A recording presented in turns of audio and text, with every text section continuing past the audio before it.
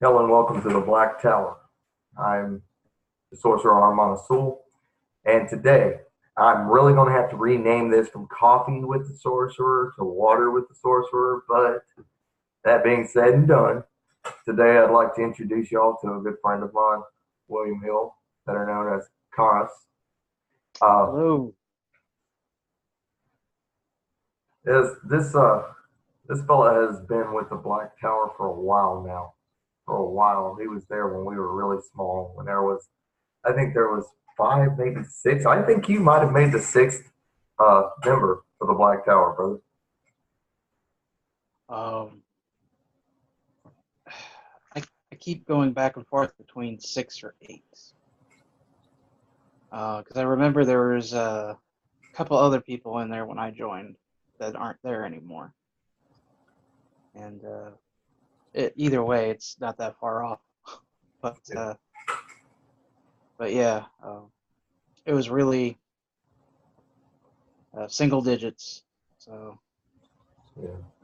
Well, it's not that we have that many more now. I think we're up to 13 members right now. Uh, about double the number it was back then. And that's neither here nor there. But the one important thing that I want to talk about today, perseverance. Perseverance upon the path, perseverance in your own life, uh, perseverance in your magical self.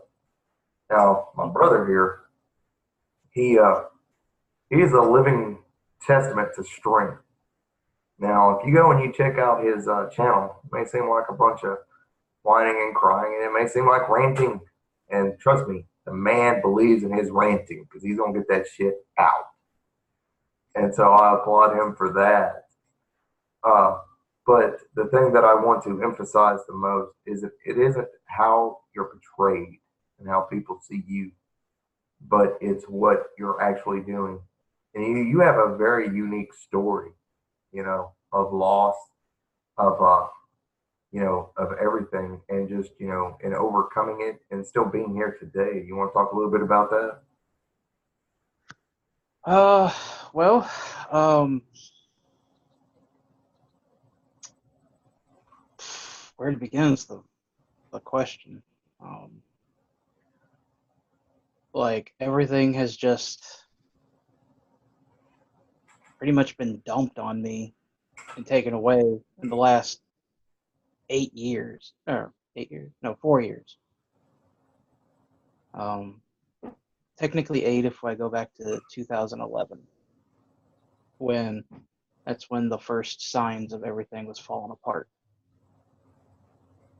And it started with me getting in trouble with the law, and then with a family member, I handled it dumb, but there's only so much a person can take of psychological abuse before they snap. And that's one of the things that led me to make my late night rant and ramble videos, is to let it out. Because if I keep it in,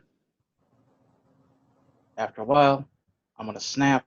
I'm going to lose some things. I lost my grandma, and then I lost my mom, then I lost my cat, then I lost my other cats, then just recently lost my aunt, and then uh, aside from that, I lost my home, and whenever the paperwork gets settled, I know they're going to be coming for me,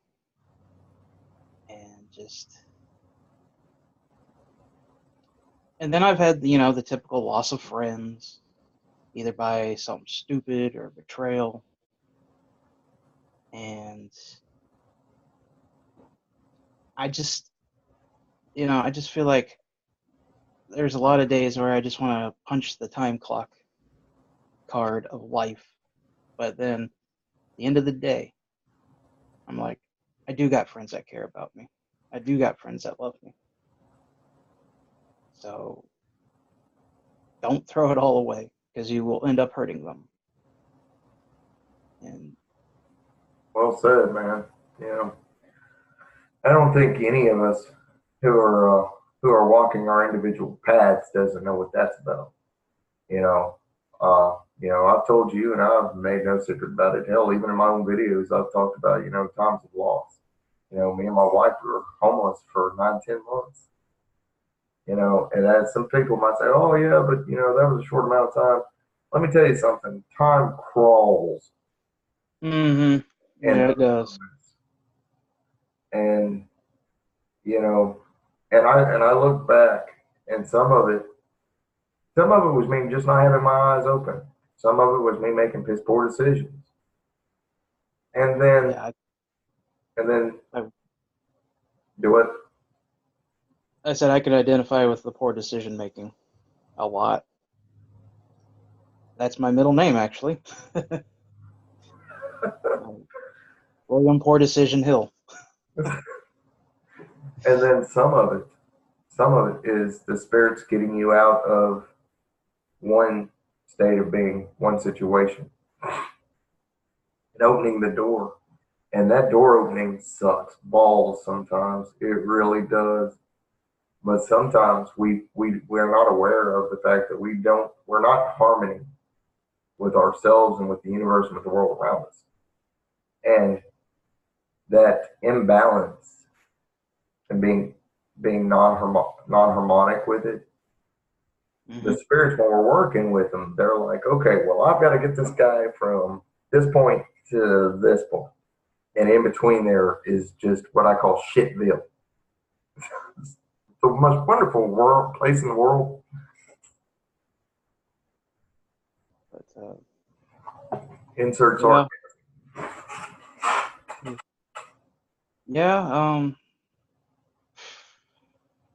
See, my thing is, the spirits and the gods and the demons that are in my actual physical life, because I am somebody who believes in the physical manifestations. They're in my life. They give me a heads up, like way in advance. Like I'm talking no more than a year or so. And I'm like, huh. But then when shit hits the fan, that's when I'm like, oh, that's what you were talking about. That's why you're here. Sorry. I'm a little slow sometimes when it comes to seeing signs, like with Pazuzu and Hamwawa. Well, actually, technically, Hamwawa first. Like, he came to me in a dream, and I'm like, what the hell does this mean? 3 years later, everything that's going on now. And I'm like, I gotcha. A lot of people don't understand the Humwawa Pazuzu thing, and they're brothers. Where one is, the other is, and vice versa. And And Humwawa, you can kind of take him to be the door. You really can. He is the instigator, the initiator. He starts it. And good old Pazuzu, he's right there going, "Oh yeah." And he brings with him all his little friends. And a lot of people, they become scared of that kind of a concept. And oh, isn't they, aren't they evil and so forth and so on? No, see, I used to think that too. I used to think, Pazuzu was, um, like I actually believed that he was the devil from The Exorcist. I actually believed that at one time. But when I got onto this path, you know, I read the Aurelia text, I think it's pronounced, and I read a little bit more about them both, and I'm like, oh, I guess that's not so bad. I mean, he's not the devil. I mean, there's far worse things in here. And then, as of this past year, I understand their symbolism of what they do and why they're here and why they're in my life.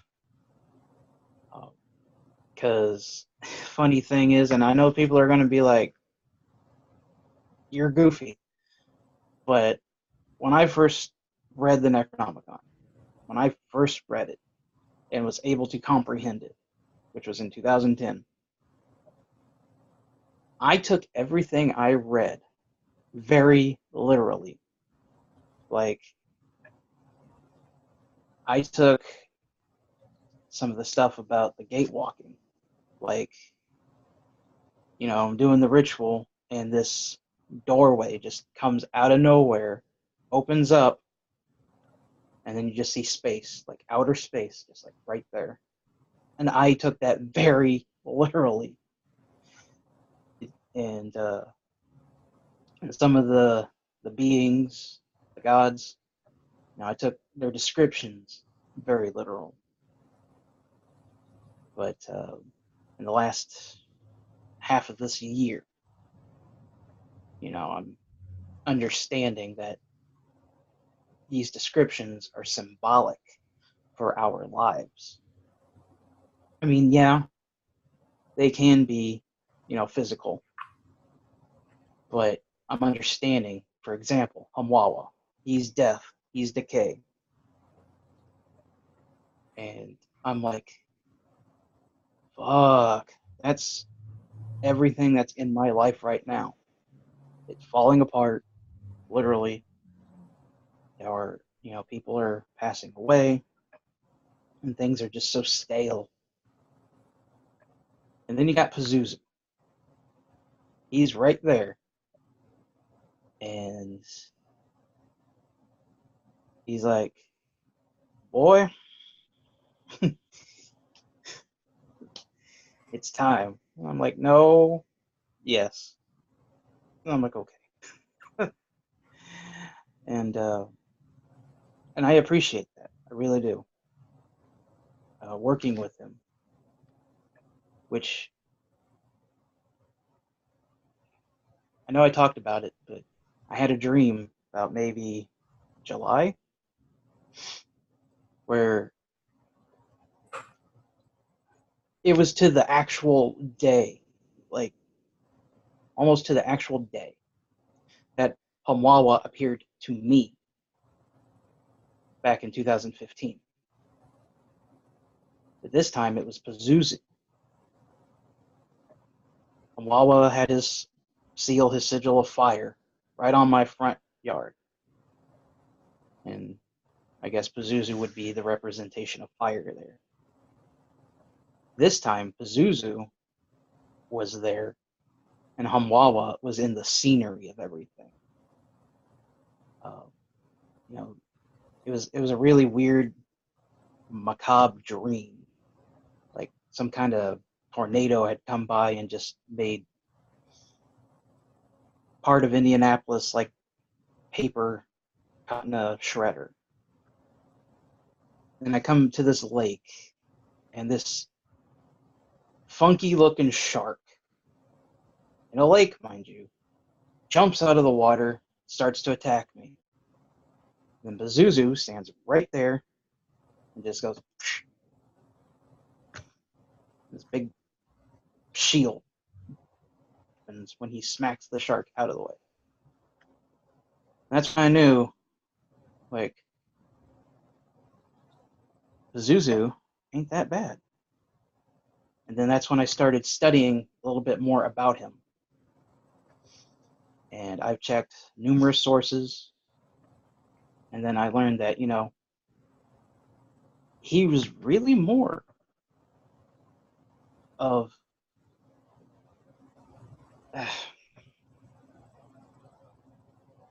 I want to say bittersweet, because he's kind of, nice, but at the same time, you don't want to fuck with him.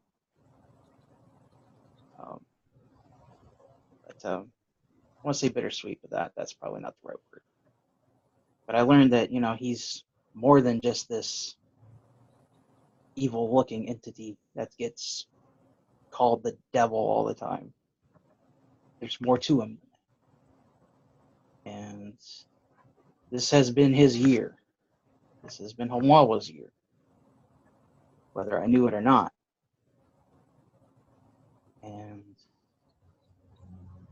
feel really honored that they're in my life. Because one of my beliefs is that the gods, the goddesses, spirits, demons, what have you, they will come into our life when we need them the most. They will teach us things. They will show us what we need to do and how to get there.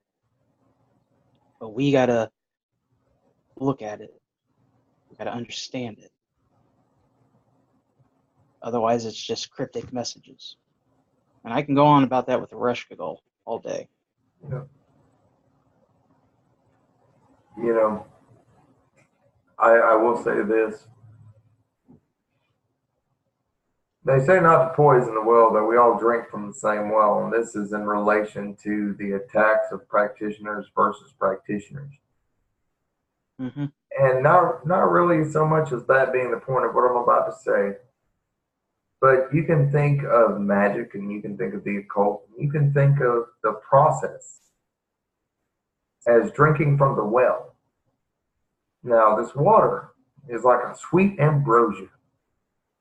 Oh, it tastes delicious and it's sweet and it's warming and everything else. But there is a sinister side to it, and it is known as the venom. And there is venom in this. You take toxins and poisons, for example. Most people would think that they would know when they could tell if they were being poisoned or not. The truth is they can't. Because there's not poisons don't have a bitter bite or taste. They don't have any of these things. No, actually, they're quite tasty. Mm-hmm. And the thing is that with magic itself, and in this relation of my terminology of calling it water from the well, a sweet ambrosia, is it will do one of two things to you.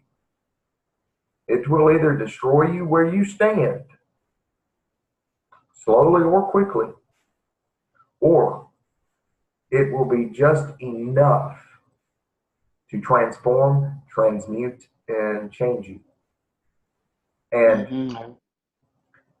you know, I've watched over the years. I've watched your progress, and I've noticed that despite everything, you're still going, you're still doing, and that is strength. That is true strength. That is what magic. That's what the sweet ambrosia should do to oneself. Is instill a bit of strength. Yes, it's going to leave you weak. Yes, it's going to look like it's destroying you from the inside out. But you've got to hang in there for the transmutation and the transformation and the change to occur. With that in mind, sorry about that. I hate when people try to call in the middle of a video. It's funny. Instead of put it on silent. But anyway, but perseverance, perseverance, perseverance, and you can call that the story of your life, if you will. I mean, from what I know about you and what I understand. And so that is strength. Not many people have that. That's why I call you a brother. That's why I call you a friend. And that's why I respect you. Because, you haven't given in to all this stuff. You're still here. You're still fighting this shit. You're still, okay.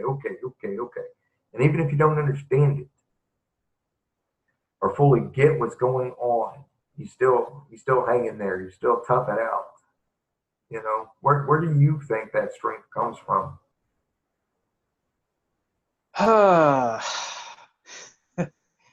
Oh, it honestly comes from my love of the Mad Max movies. I've been a fan of Mad Max like ever, and he's one of my favorite fictional heroes. Not because he had a really cool car, dressed in black, and carried a gun. He was human. He wasn't like your Arnold Schwarzeneggers, your Sylvester Stallones, Chuck Norrises. He's not like that. He's an actual human being. He gets hurt. he, well, he did show emotion, but he's vulnerable, just like everybody else. And one of the things that I identify with him so much, to where I've called myself the Mad Max of the witch world, is that despite him losing everything he loved, which was his family, he stood up, got what needed to be done, which was avenge his family, and then he went on to find himself, because he lost himself. So he's learning to live again. And I identify with that so much. Because I can give you the story of I've been bullied all my life. I've lost people, and whether death or some stupid bullshit, I can tell you that all day, every day. It's the same thing. But learning to live again is hard.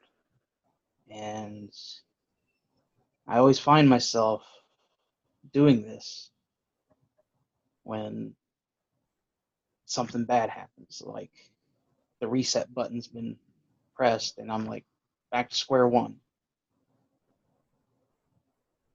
And working with this path has given me blessings, many blessings, but has also released a curse upon my life, to which I'm still carrying, but yet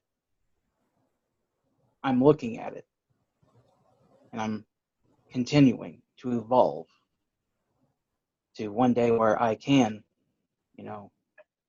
not let that stop me. I don't know if I'm making sense or not. You make perfect sense to me. I can also see how you're a devotee of Arishka goal. You know, I'm going to tell you something. That right there. You when you hear of people and their dedication to certain deities, you usually hear, oh, the great big dragon Tiamat, or you hear all these different big powerful forms and everything. And from the first time I heard you say, you know, that you and Arishka going, I was sitting there going, hell yeah.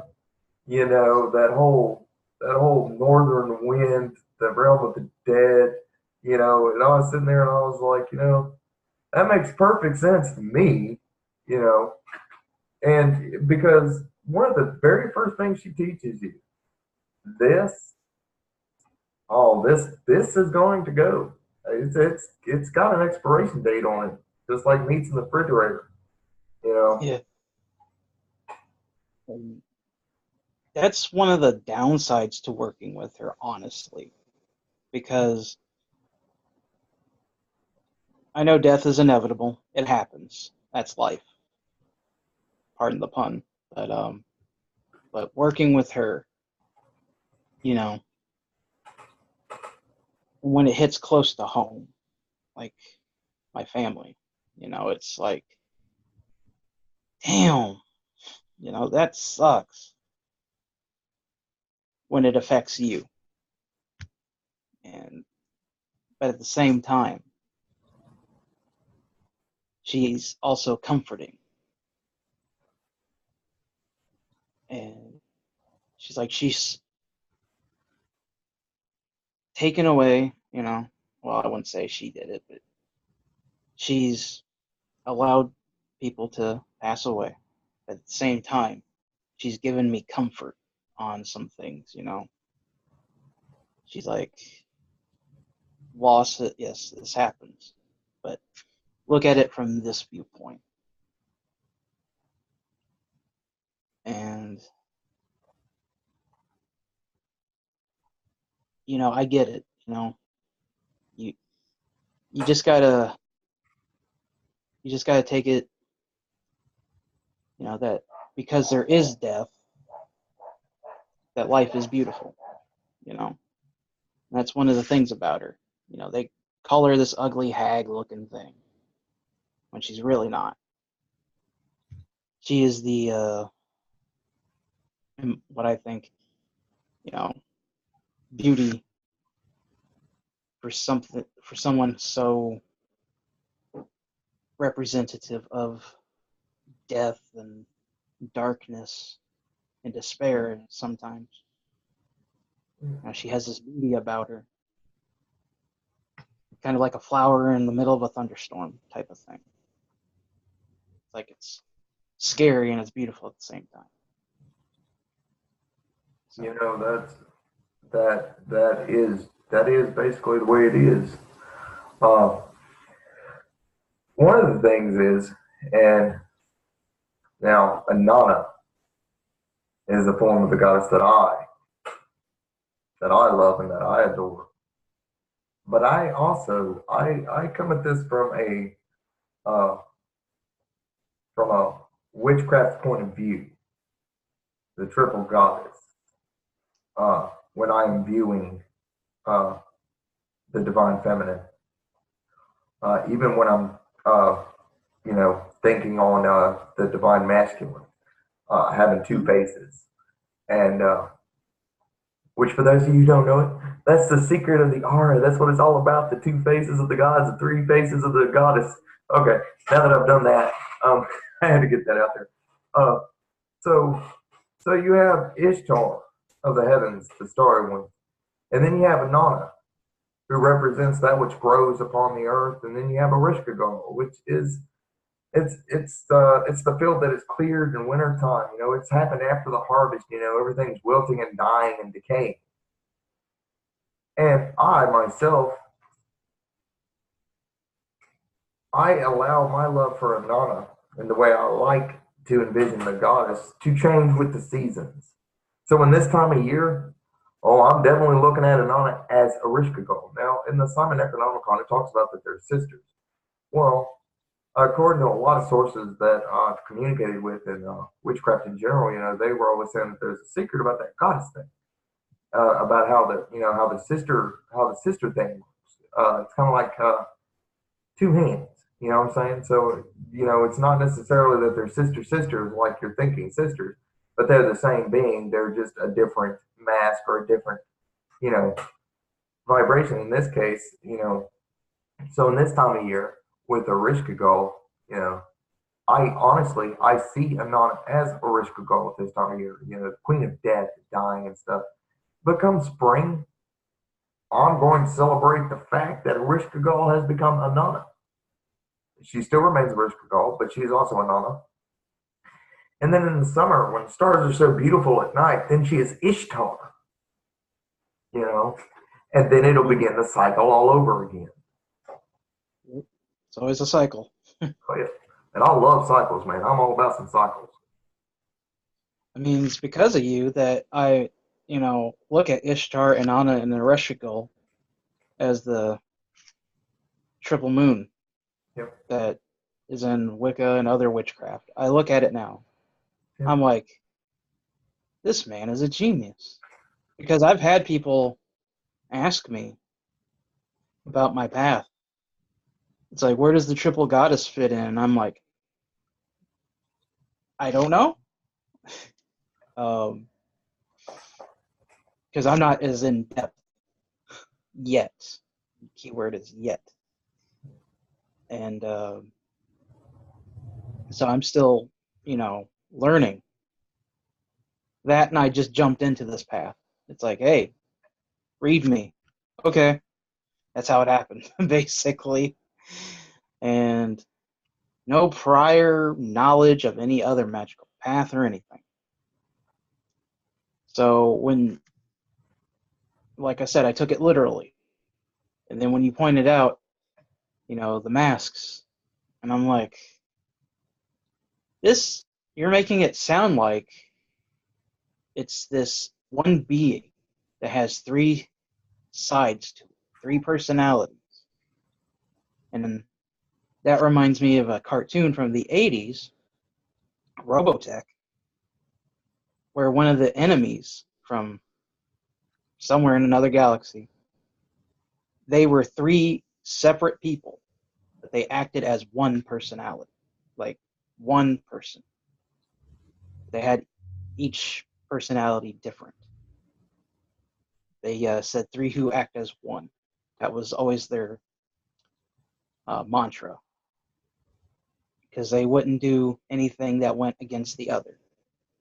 They always talked to each other, even though they agreed upon it, even though each one had its own unique ability. And I see that with Ishtar, Inanna, and Ereshkigal. Like, it's one energy, but three different people. But again, it's one energy. And I get that.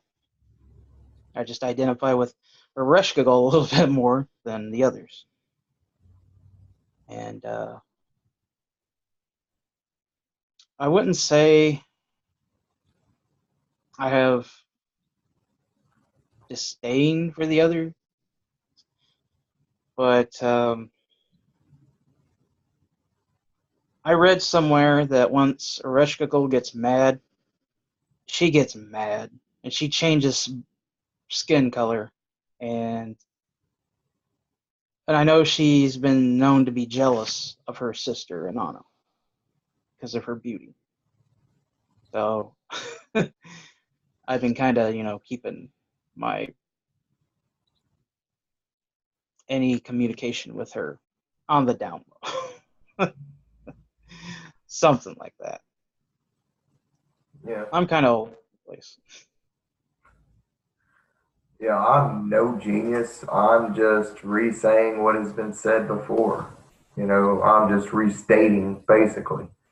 Uh, well, the way you look at it is you have a masculine force and a feminine force. You have an active and a passive.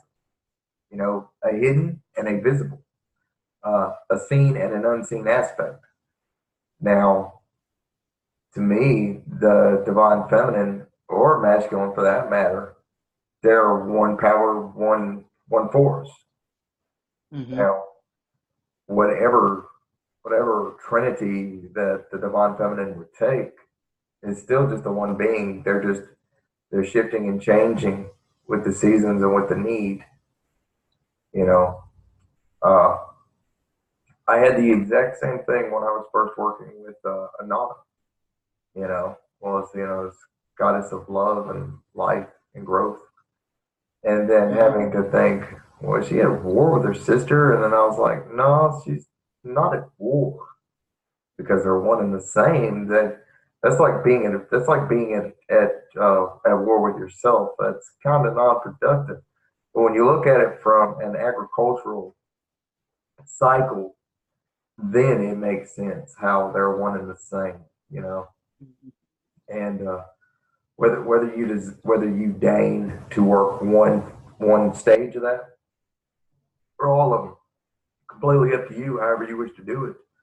Um, but to be able to start bringing in the growth into one's life, definitely their complementary halves work when you look at them in cycles. That way, things can come into your life, things mature and grow, and then they die and they go away as you've outgrown them and not need them anymore, and then something new takes its place. Mm-hmm. But I'm not here to say you doing it wrong or right or anything like that, because my motto is it's your craft, you do it your way. Nobody's a master of you but you. You know, there's no right way or wrong way. There's just your way or somebody else's. And seriously, you have to take it upon yourself. If you're going to walk this path, you better have some strong foundation for yourself and walk your own path. Fuck what everybody else is doing. That's one of the things I like about Black Tower. We all have one thing in common, but we all look at it with our own unique perspectives. None of us share the same experiences. I mean, we might have something that's close to similar, but it's more unique to each of us. And I like that a lot because not a lot of people will either talk about that or admit that, without being, judgmental or telling you you're doing it wrong. And that's one of the things I live by, is that we all have our own experiences. And we're not going to have the same one. Two people can walk into a church, listen to the same sermon, walk out, and have two completely different ideas of what they just heard. And that's how I look at this. Because at the end of the day, you do what you were, I want to say, inspired by. You do what that sermon has taught you. The other guy can do whatever he wants. But you got to focus on you. Don't worry about him. Just focus on you. And I like that. Where I developed that mentality was anybody who is living has to deal with people who think that they know something better than you do, or oh, you're doing it wrong, or blah blah blah. And one time, I was faced with somebody that was trying to tell me how I should live my fucking life. First off, they didn't pay my fucking bills, and second off, they weren't me. So what the fuck? And I'll never forget. It's the first time I actually just went at somebody, and I was sitting there, and I was like, "Look, I'll tell you what. You do you. I'm gonna do me. You get the fuck out my yard."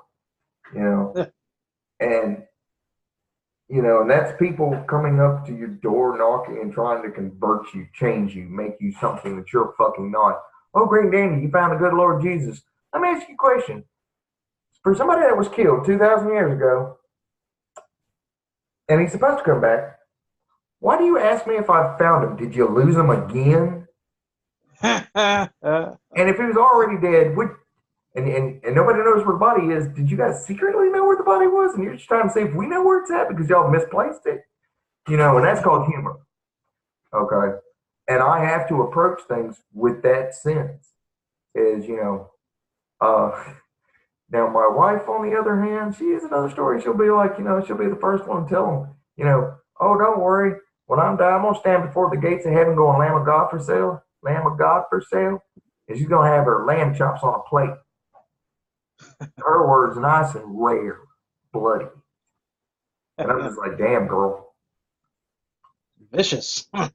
Well, it's, but I think to a degree, these people, they don't care what they're pushing down your throat. And so you've got to push back. But instead of doing it to the point to where it's going to start a fight or anything like that, here's a great idea. Cut that shit off before it starts. And that's why I like the way I look at it. You do you, I'ma do me. Because whatever drama or world you've created for yourself, that's yours. And the one I've created for myself is mine. Well, funny is because I've been getting Jehovah's Witnesses lately. They've been coming around again. And, they're nice, they're friendly, they're not being, overbearing or anything. And I'm like, hi. Like, have you heard the word? No. I'm not going to start a fist fight or anything. I'll stand there, be polite, and let them talk. Let them give me their reading material. At the end of the day, I'll just put it in the trash because, I don't go that way anymore. But I'm not going to, I'm not going to start a fight with somebody who's not trying to start a fight. Yeah. They're being nice. They're being courteous. They're doing what they feel is right. And I'm not going to fault them for that. Especially, when they're being nice about it. And that's one of the things people don't get. Respect and politeness go a long way. And when it's those who are aggressive and are trying to push their beliefs on you, that's when things get a little testy. But you just gotta, know when to hold them and know when to fold them, as one Kenny Rogers would say. Yeah. That's as much shit as there is out there in this world. If you've got so much time and you're worried about what the fuck I'm doing, you need to get a hobby. And that hobby better not include fucking with me, because that's not a hobby. You need to go make little paper airplanes or model trains or something. You need to find something to do with your time. Go work out at a homeless shelter. Do something. Yeah. And I agree with that. I mean, I've got.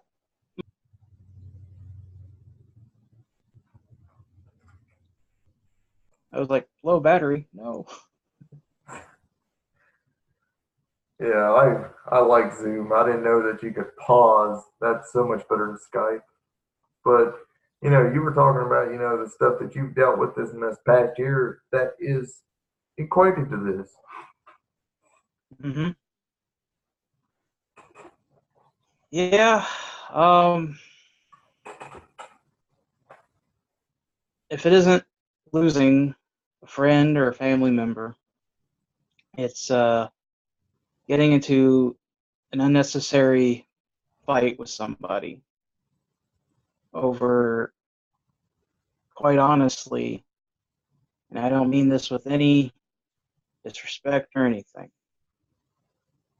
but getting into fights over how one practices their path, and getting beyond that to just really vicious dog attacks, trying to discredit this other person.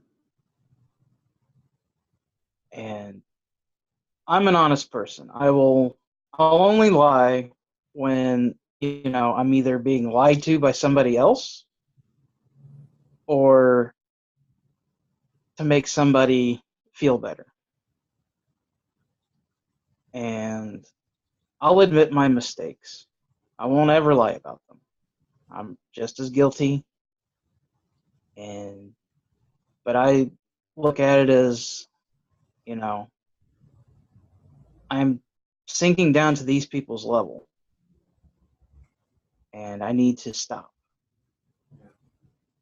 Now, when I first started getting into this fight, I looked at it as, what you are doing, person B, is really dangerous. And you could get hurt. You can get somebody in your house hurt. You can hurt a lot of people. And that's kind of one of my things where if I see somebody doing something reckless, when it comes to magic, I'm going to stand up and say, I don't think you should do that. I can speak with 7 years of experience on one tiny little screw up can fuck up your life just like that. Yeah. And it's got to that point to where it's not even about that anymore. There comes a point when emotionally you've just got to be like, I'm not in this shit. I don't want to be no part of it. You just got to watch. You got to wipe your hands of it. Don't respond, because a lot of things we respond to, man, we are giving them power that they don't even fucking deserve. Straight up. First off.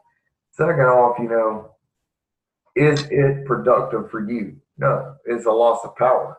And fuck that, but it's up to each of us to decide that for ourselves. You're either going to put up with it or you're not. And I personally, me myself, and I don't care for it. It's one thing to talk to somebody and try to work things out or come to an understanding.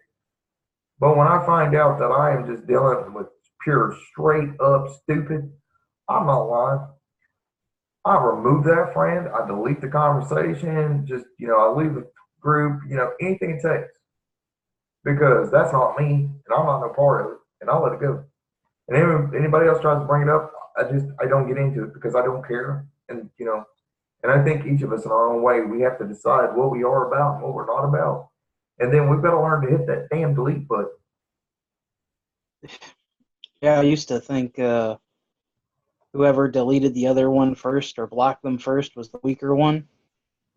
But then I'm like, no, that's not it. They're doing it because they don't want to keep that energy with them. And I understand that. I'm like, I get it now. So I'll come across somebody that's, being dumb like that. And I'm like, goodbye. Just block completely. Not dealing with it. Because I'm an empath.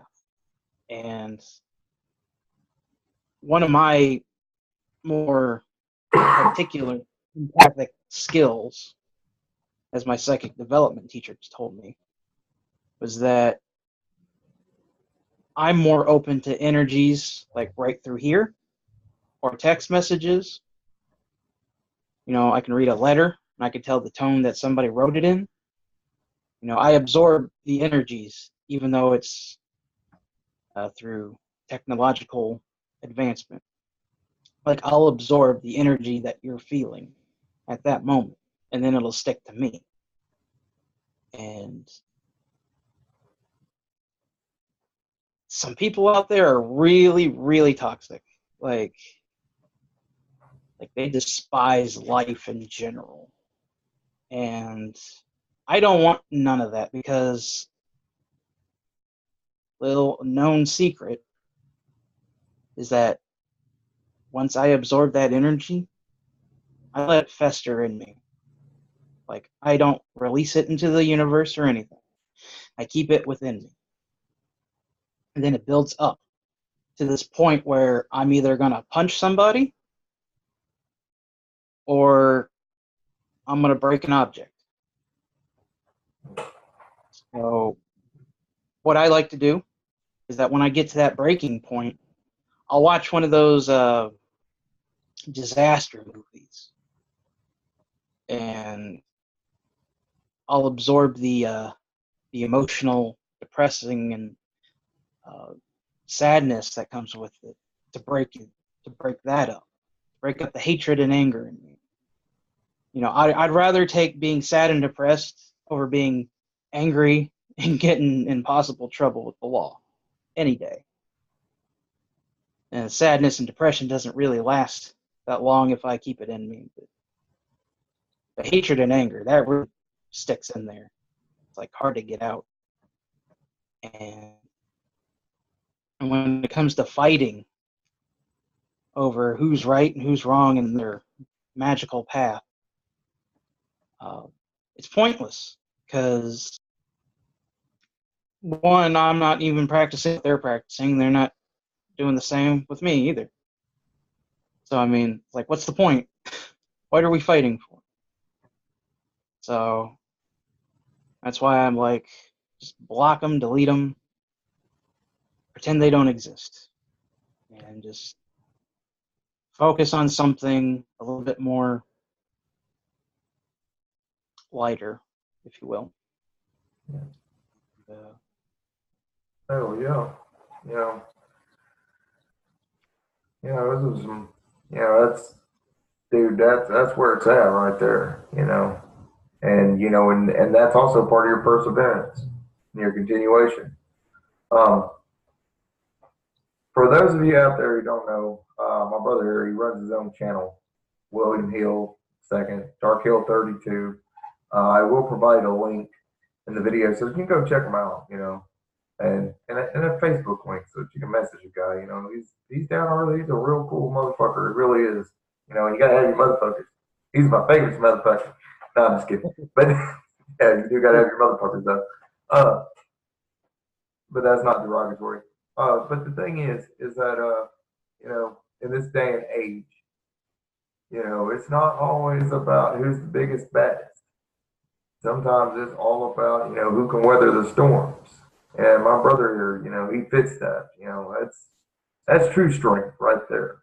Are you able to persevere through it all? Are you able to still keep standing, keep moving, even if it's just a crawl, even if you just have to like roll over, at least you're not, giving up. And that's the most important thing. And so, brother, as we got to close this up, is there anything you would like to actually say to the audience? Wisdom or just anything, man. What do you got?